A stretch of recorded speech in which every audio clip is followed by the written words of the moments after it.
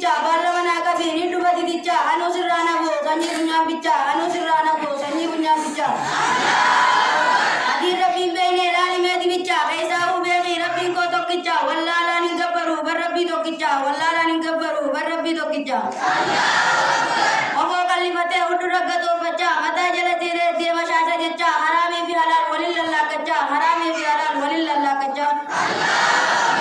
kita kalama mesi tu kulata harap bitya mane imanan jirata harap bitya manuf bayi or jalata harap bitya manuf bayi or jalata takana jaka saja mandara sota di rabbi baratu biya gati bata rabbo virakni garosi mudata or sinamo se di rabbi barata bagaimana jiru